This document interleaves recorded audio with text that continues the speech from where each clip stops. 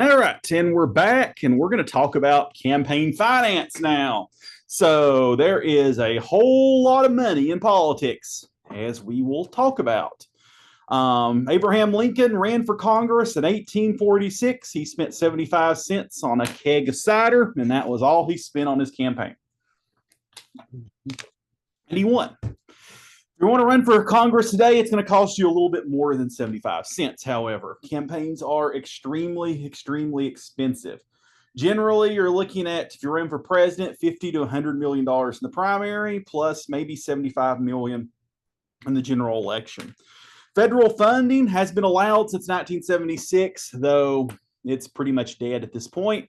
If you accept federal funds, it limits the total amount of money you can spend, and it's been since Obama and Romney in 2012, candidates have been able to raise more money than they would get opted out of federal funds because they can raise more money than that limit they would have to take if they took federal funds. So federal funding is pretty much for the foreseeable future gone. Soft money, this is unregulated funds from corporations, unions, and wealthy donors. Illegal in 2002, but the Supreme Court struck down the law against it in 2010, so it is allowed again. Independent expenditures are money that's spent for or against a candidate, but not affiliated with the campaign. Things like PAC ads and things like that, which we will talk about. Money is important, but not decisive. I think Harris had more money in her campaign than Trump did, but of course, Trump ended up winning. So having more money doesn't guarantee you're going to win. Of course, all things being equal, you would rather have more money than less money, though. How is this regulated? Well, according to the Federal Election Campaign Act of 1971, anybody who donates $100, at least $100 to a campaign is publicly disclosed. So if you donate $100 to a political campaign, this is going to be public record. Anybody can look that up. And people with other campaigns will look it up and come to you for money after that. Federal rules are you can contribute up to $2,000 in primaries, and you can contribute directly to a campaign no more than $95,000 over 2 years. Now, say you want to run for office. How much does it cost? Several $100,000 to run for the House, millions to run from the Senate. Total cost of the 2020 elections, everything together, this includes congressional, presidential, everything, is about $14.4 billion. I forgot to say up from what. But as this chart here will show you, more than double what it had been in 2016.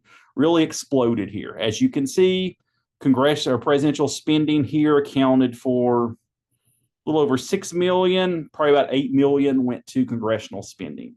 Wise investments? Well, you can decide that yourself. Where does the money come from? Donors and PACs. Why do people donate to campaigns? Usually it's because they really care about the issues or believe in the candidate. It sounds cynical, but that is actually, I think, true. Most campaign donations are small donations, like $100 or less, or $200 or less. People who give that money aren't doing it for special favors or anything like that. They're doing it because they care. Now, most of the total money comes from a relatively small number of huge donors. So might be a little hard to wrap your mind around this, but think of it this way. If you have 100 donors, 99 of them give $1 and one gives $100, then the overwhelming majority of your donors are small donors, but a majority of the money you have came from a big donor. People who make huge donations probably are paying for access and things like that. We'll talk about PACs here in just a minute. Actually, you have a video on PACs, I believe. But basically, PACs are organizations which are independent of a campaign. So the key word is non-coordination. They're independent of the campaign, and there's no limit to how much money can be given to them. So if you're super wealthy, there is a limit to how much you can directly give to the campaign. There is no limit to how much you can give to the PAC, though, which is why PACs become so important in campaigns, which we'll talk about. Where does all the money go? Radio and TV ads. are the biggest expenditures, also travel, consultants, pollsters, etc., etc. Issues, guns and butter. So guns are like national security issues, crime, things like that. Butter is more like social welfare issues, Medicare, Social Security, etc. Typically, the gun side tends to benefit Republicans. The butter side tends to benefit Democrats, or historically that has been the case. Is that in here twice? It is. Sorry about that. Then there are just things that can't be quantified. The Ma, where's my paw was a chant that Republicans made at their convention because it came out that Grover Cleveland, who was the Democratic president, had fathered a child with his mistress. And so that was a chant that was done there. Checker's speech in 1952 was Nixon gave this speech. So it had come out that when he was running for the Senate in 1948, Nixon had set up an illegal slush fund to pay for some of his expenses. And Nixon in 52 was Eisenhower's running mate. Eisenhower had not been aware of this when he asked Nixon to be his running mate. He was pretty angry about this. And so he confronted Nixon about it. And he was ready to drop Nixon from the ticket. But Nixon said, no, give me a chance. I think I can explain it.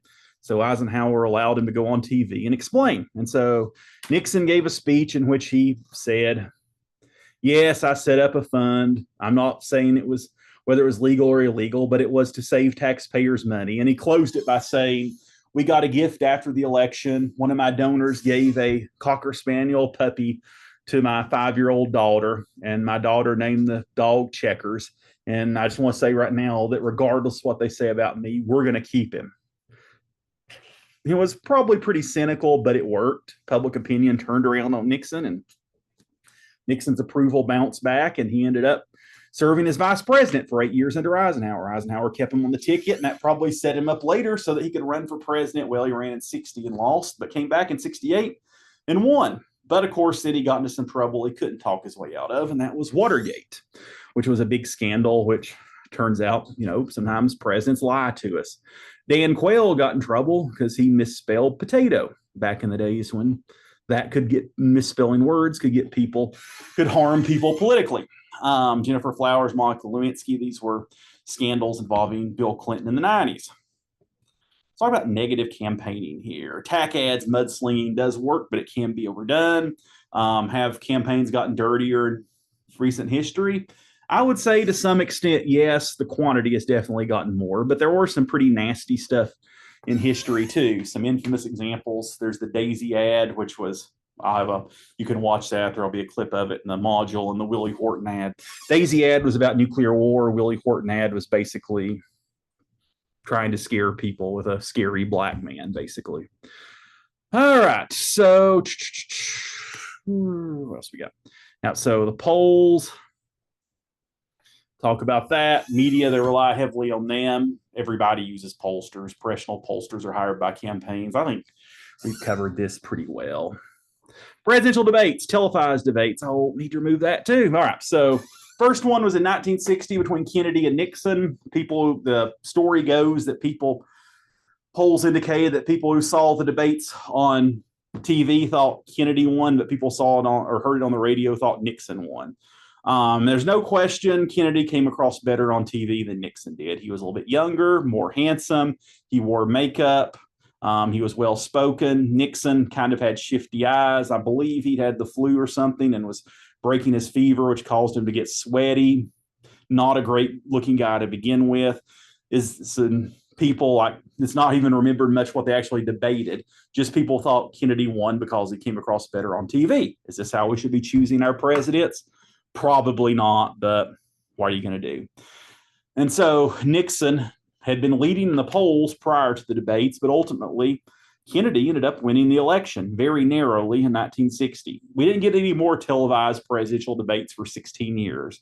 Not until 76, when Ford, who was president at the time, who'd taken over when Nixon resigned, challenged Carter to a debate because basically Ford was down by 33 points in the polls. So Hail Mary time. Carter accepted and they debated, and ultimately Carter ended up winning. Of course, in 80, Reagan wins. Reagan former actor, so he's going to do really well on TV. 92 debates are special because you actually had three candidates. You had Bush, George H.W. Bush, you had Bill Clinton, and you had Ross Perot. About the only time we've had three take part.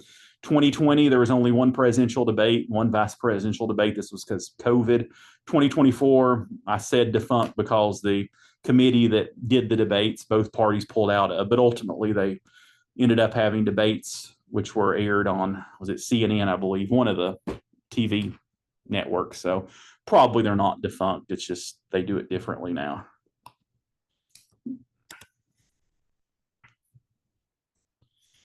All right. Actually, we'll come back here because the last little bit we're going to talk about is specifically on congressional elections. So we'll stop right here for now, and then we'll finish up with congressional elections.